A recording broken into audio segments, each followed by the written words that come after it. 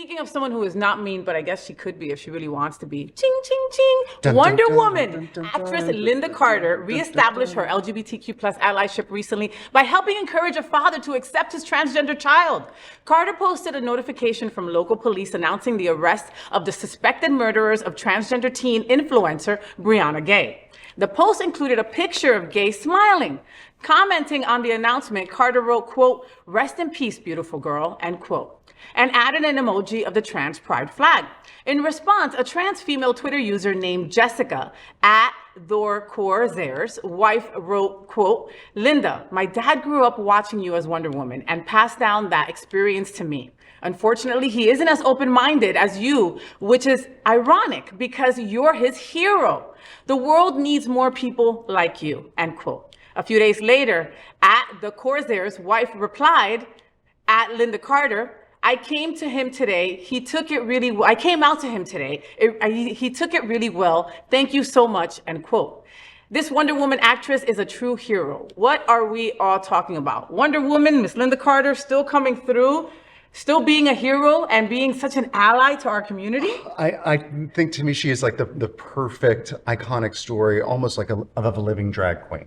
Because she's got her kind of daytime character. Every single power that she has as Wonder Woman, she has as, what was her name in that? I think like Diana. Diana, yeah.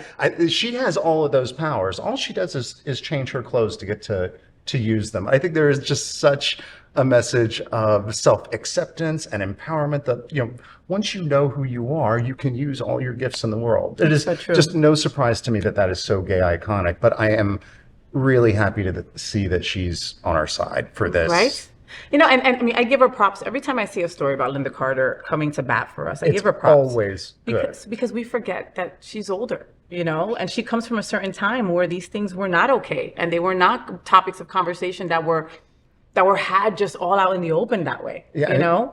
I mean, to be in that age group and to have those opinions, you had to unlearn bad stuff, which is harder than just learning the right way to treat people. Oh my God, you're speaking to the choir. Like I just started like learning and researching about just that unlearning process, right? Like, you know, we're constantly educating here at the Happening Out Television Network. That is the reason that we do what we do, is just to educate all of you, right? And at the same time, we get to educate ourselves in the process.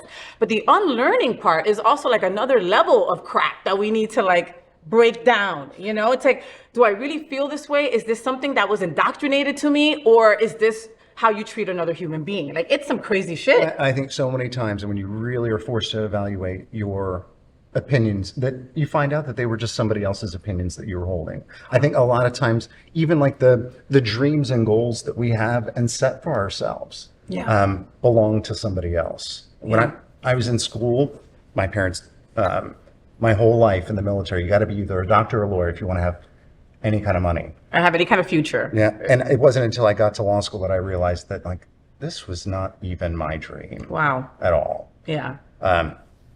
So yeah.